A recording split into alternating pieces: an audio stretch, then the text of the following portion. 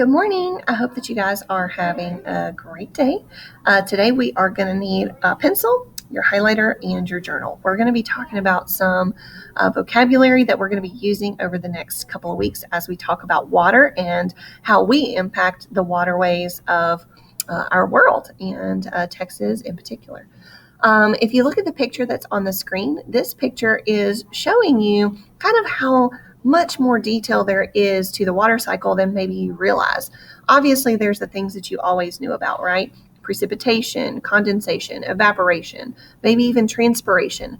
But when we have deposition or the sublimation or transpiration through trees, we've got runoff that comes down the sides of mountains, percolation of water through layers of soil and rock, infiltration of water that's moving across underground spaces. All of those parts work together to help provide us the water that we use. So if we look at this pie chart, we can see that we've got glaciers. This is just our fresh water, right? Our liquid fresh water that we have. We've got glaciers at 68.7%, lakes and streams at about 1.2%, and then groundwater as our most available source of liquid fresh water. So as we go through these slides, I do want you to write down the things in your journal that are underlined. Those are things that are important that are going to help you be able to answer questions later on as we move on through this unit.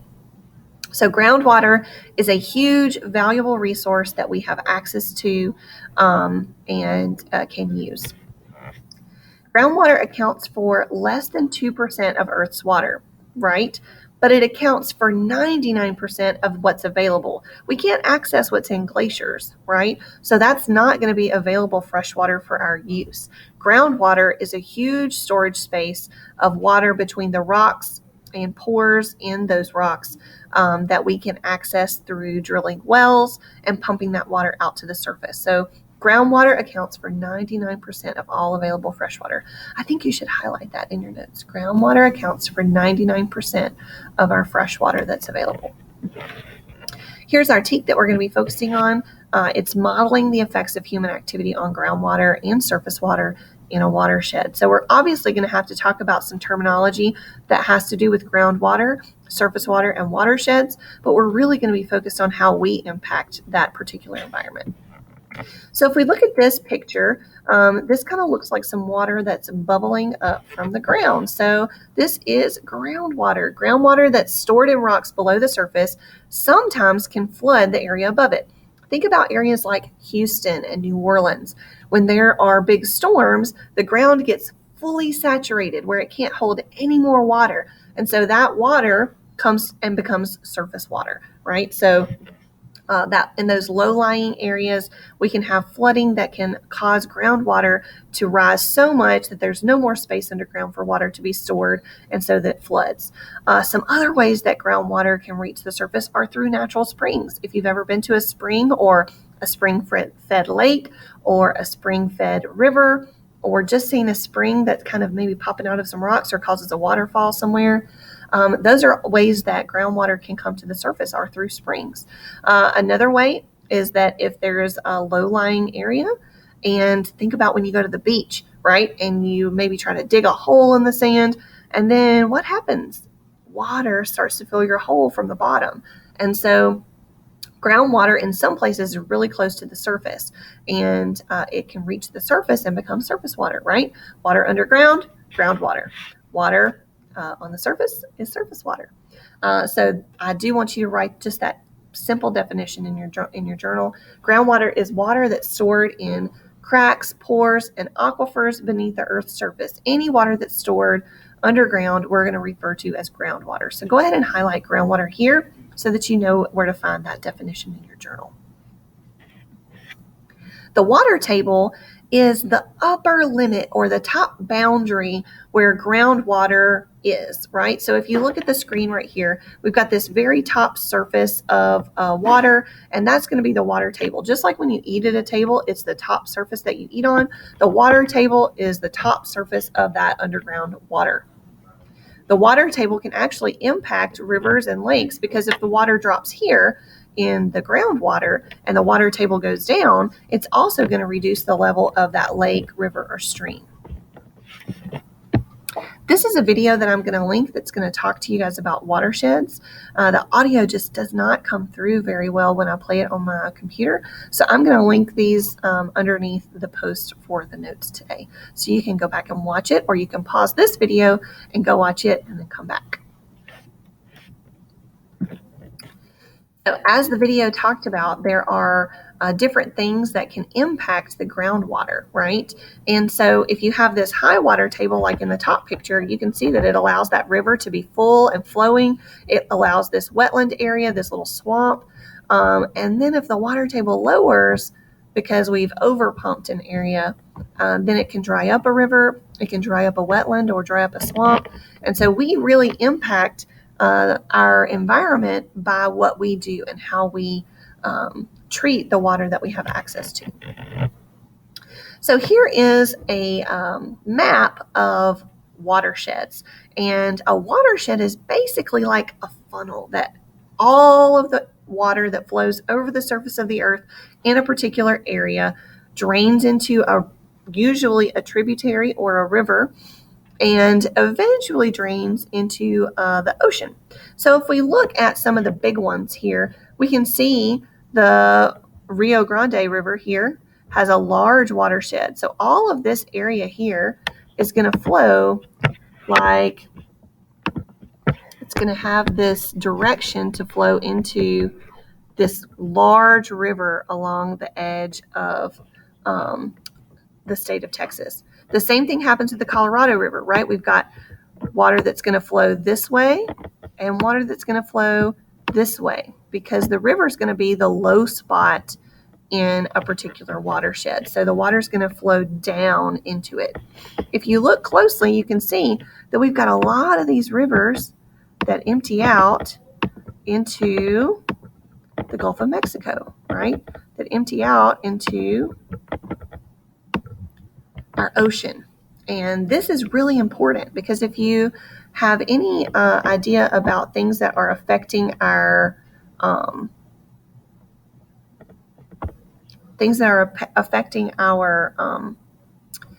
ocean ecosystems, you know that there are dead zones along the Gulf of Mexico where some watersheds have washed a lot of contamination or pollution or fertilizers or even cow manure into the ocean, and it causes algae bloom. And that algae bloom prevents any sunlight from getting lower in the ocean. And so then there's no oxygen being produced by the plants that grow in the bottom of the ocean from those seaweeds that grow, and they produce oxygen for the fish that live there. And so this can be a really big issue when we have a lot of contaminants that get into our ocean water. A watershed is separated, just like I just showed you guys, by these ridges or these divides. You can also add the word ridges here. Ridge is. You can add that to your notes too and highlight it.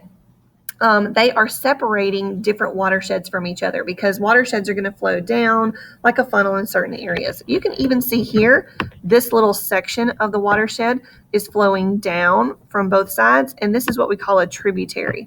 And this tributary is flowing down, and then eventually it's going to flow out into this little ocean or lake. Okay, so a watershed acts like a funnel. This is another video that I'm going to post with this assignment. If you want to pause here and go and watch the video about watersheds, that will be a great time to go do that. So pause this, go watch the video on watersheds. Now, how does all of the water from a watershed get into the groundwater if that's our largest resource of water? Well, the way that it gets there is that some rocks are more porous or have a higher porosity than others. Low porosity means there's not a lot of space between the particles that make up a rock. Think about like granite, right? Granite doesn't have a lot of space. If you spill water, it stays on top, right? It doesn't have space for water to soak in. If it's a rock like sandstone or even cement, right? If you pour water on cement, it kind of soaks in, right? Because that has a higher porosity. It has more space between the particles that make it up. And so if there's space between those particles, water can get into that space. So that means it has a high porosity, or it is porous. It has a lot of pores, tiny holes in it that can hold water. Now, permeability means that all of those holes connect in some way. And so it allows water to filter through in order to get back into the groundwater. This is permeability, right? The ability for water to flow through a rock. If we think about rocks like limestone, which is what we have a lot of in San Antonio, they are very porous. They can hold a lot of water, and they have permeability, which is how we get water that filters back down into our aquifer. This is important for us, right? This is also why we have a lot of hard water in our particular area, because as it flows through, it's picking up little bits of calcium, little bits of rock, and that's getting into the water supply, which is why a lot of people have water softeners on their homes here to reduce the hardness level of that water. So here's kind of a diagram that shows you the difference between porosity and permeability. So if we look at the picture over here on the left, you can see that there's a lot of space or pores between these sand grains, right? This is a porous diagram. If you look over here, you can see that this does not have a lot of permeability, right? These particles are really closely packed together. So is water going to be able to flow easily through this surface? Probably not, right? Not unless it's really tiny and slow, right? So porosity, lots and lots of space between. Permeability can be high, meaning there's a lot of connected spaces so water can flow through, or it can be low like this diagram shows. Aquifer, we say this word a lot, especially here because that's where we get our water from. An aquifer is water that is stored in the cracks and the pores, remember we talked about that word, beneath the Earth's surface. A lot of people falsely think that an aquifer is an underground lake, but it's not. Some water is stored in underground caves, like if you've ever been to Natural Bridge Caverns and seen that there's water there. But most water is stored in these pores of the rock, which is why we get a lot of water here because of the limestone that we're on, right? And that limestone has a lot of pores, which can hold a lot of water. You can even see this in your yard. If you have those white limestone rocks, maybe around your flower beds or something in your yard, if you go and pour water on them, you can see that it changes color because the water soaks in. And so that's what happens in an aquifer. It's a large area that has space, a lot of porosity for water to be stored in the rock there, not an underground lake.